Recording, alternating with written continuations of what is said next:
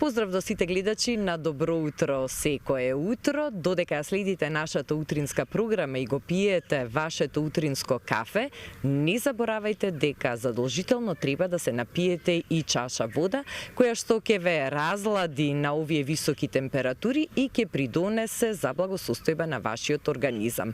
Колку течност треба да консумираме, како да го хидрираме организмот и како правилно да ја распоредиме течноста што ја внесуваме во тек на денот, денеска ни кажува Антонио Велковски, магистар по нутриционизам. Антонио, здраво!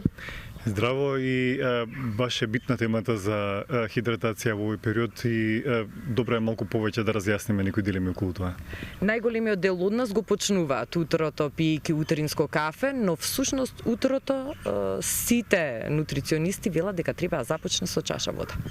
Да, општо ние преку денот губиме некои 2 до 2,5 литри вода, без разлика, преку цела година, дали е тоа преку потење, па и преку дишење или преку урина и така натаму. Меѓутоа, во лето некако организмот побрзо испарува, течноста од организмот побрзо испарува и се чини секој момент треба да се искористи за да се надополни со течности.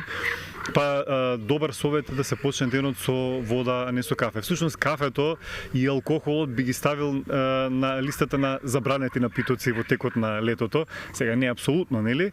Меѓутоа доста може да придонесат баш за дехидратација на организмот, така што би рекол да се пијат во малку помали количини, повеќе да се обрне баш внимание на водата, на останатите течности.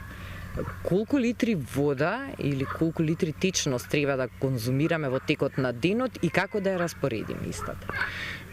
Тоа зависи од возраста, зависи од полот, зависи од тоа колку е влажно времето, колку е топло, дали имаме физичка активност, дали немаме, и од вкупната исхрана. Зошто? Затоа што самата храна придонесува некои 20-30% за внесување на течности во организмот. Општата препорека е нели 1,5 до 2 литри вода. Меѓутоа реално е да се очекува малку повеќе да пиеме вода, некаде можеби 2,5 литри, можеби и 3, ако некој може да испие толку вода во летниот период, посебно ако станува збор за лица кои што знаат често да пешачат на отворено во пожешките делови од денот, да се физички активни, не мислам по тоа да вежбаат, туку едноставно да се постојано активни во движење. Некако на тие луѓе би требало повеќе, им е потребно повеќе вода. И да нагласам дека со потењето доста често под ризик се и електролитите во организмот, односно оние минерали кои што се растворливи во вода, како што се калиум, магнезиум или натриум, да се исфрлаат од организмот со потта, па малку да имаме чувство на зашеметеност после потење, после пешачење на отворено, на жешко, така што тие луѓе што малку повеќе се потат, имаат повеќе физичка активност или имаат посолена пот, покрај водата треба да размислуваат и за додавање електролити во суплементирана форма. Многумина се разладуваат пијќи газирани сокови или ладни чаеви. Мислам на оние што се купуваат во маркетите и кои што најчесто содржат големо количество на шекер. Колку е тоа погрешно или исправно? Јас повеќе би рекол, да, значи кога правиме муабет за пиење течности, не мислиме само на вода, туку течности општо. Тука се и ладните чаеви. Меѓутоа подобро спремени дома со некои овошки или можеби некои тревки отколку купечките. Зошто? Баш поради таа содржина на шекери, односно внесување вишок калории на некој начин.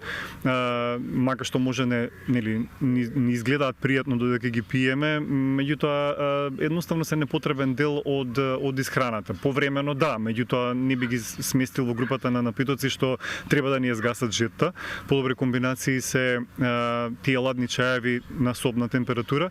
И сега дали треба да се пијат ладни или топли, тоа е веќе друг муабет, затоа што погрешен е ставот кога се мисли дека ладните течности, ладната храна дека ќе не разладат, затоа што на организмот му е потребно да го загрее, да се загрее, нели, за да може да ја постигне дигестијата. Кога внесуваме ладна храна, дополнително му е потребно да работи, така што ние всушност повеќе ќе го загрееме организмот со ладната храна, отколку што ќе го со ладните напитоци, отколку што ќе го разладиме. Повеќе би рекол напитоци на собна температура и дома подготвени, без некои посебни додатоци. Дали ова што го кажа во однос на разладувањето важи и за сладоледот, омилениот летен десерт? И за сладоледот, да. Сладоледот, да, повремено, општо храната што е ладна, напитоците што се ладни,